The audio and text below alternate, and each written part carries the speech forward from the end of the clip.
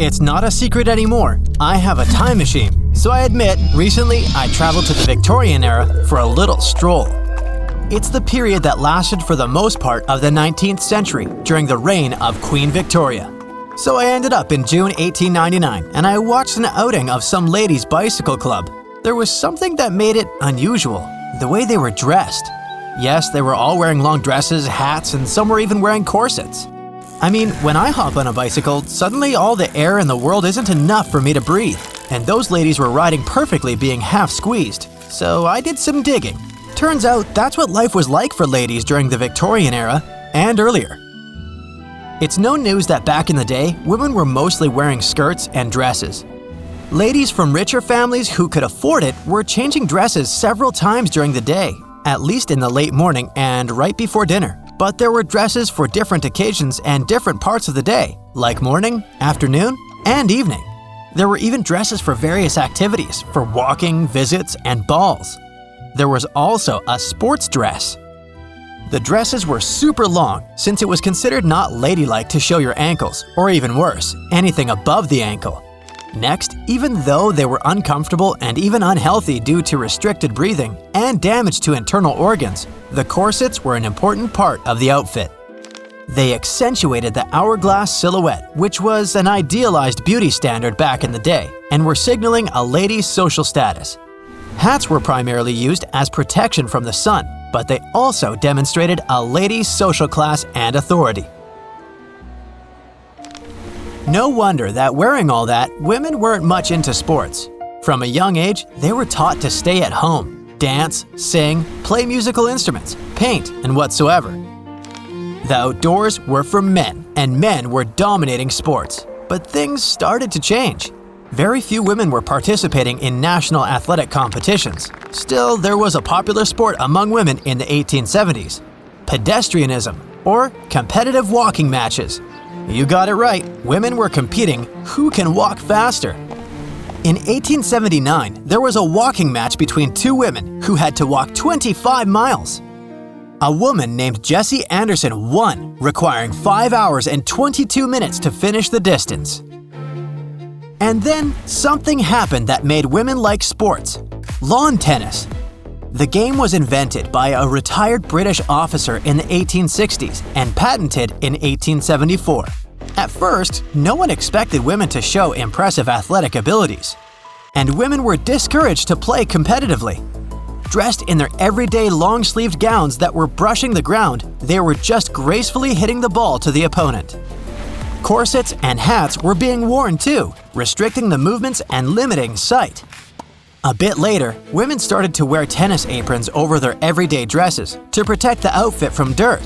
The aprons looked fun, with cute embroidering, radiating tennis vibes, and they even had pockets for storing tennis balls.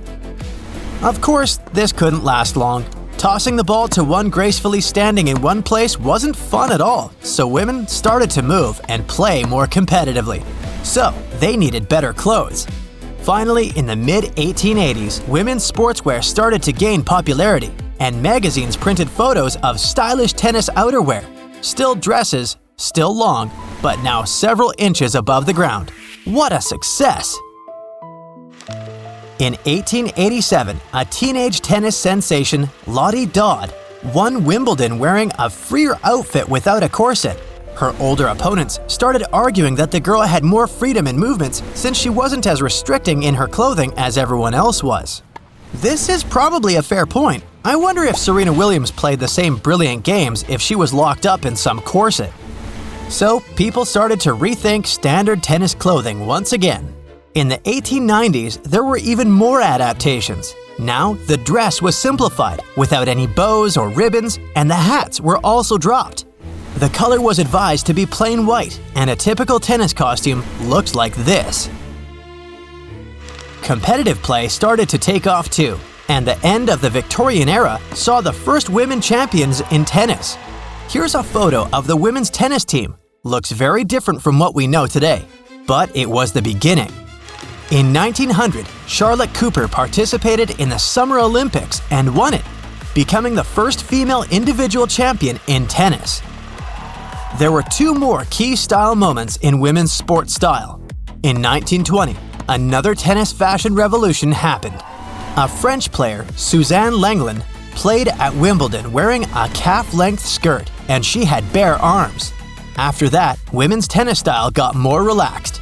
In the 1940s, women started to wear short shorts for better mobility, and then that was it.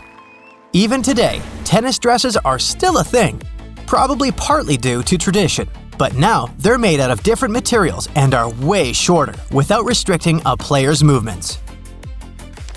And now you probably want me to go back to where we started, cycling. As you see, it was another popular sport among women, and in the beginning, they were wearing dresses too.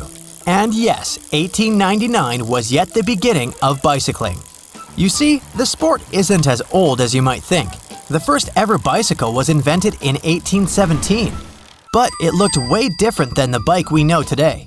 First, it had no pedals. You were just walking on top of the bike, pushing it with your legs. Second, it had a wooden frame and wooden wheels with leather-covered tires and iron rims. The first bike received only a bit of attention, and then it swiftly fell out of fashion. 40 years later, several French inventors developed other bike prototypes. This time, a bike had pedals, but they were attached to the front wheel. Weird, but it passed. Things got even crazier in the 1870s when inventors introduced a new bike model with an oversized front wheel. It looks like this, and believe it or not, those bikes were insanely successful. In 1884, Thomas Stevens took a journey around the globe on one of those. I'd rather circle the planet on my own too, to be honest, but that guy was reckless. Still, people figured that those bikes weren't quite safe for everyone to ride, so more improvements were coming.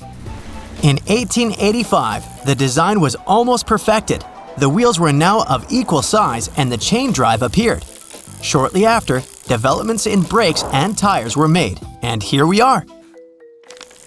The women I saw were already riding normal bikes. For them, bikes played a bigger role than just being a new and cool kind of transport.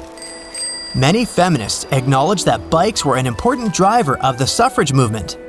Having transport, they were more independent and could cover longer distances than before. They could now travel without a chaperone, meet each other, and socialize. Women were warned against possible health complications like heart trouble, bowed legs, and varicose veins, but they didn't seem to care.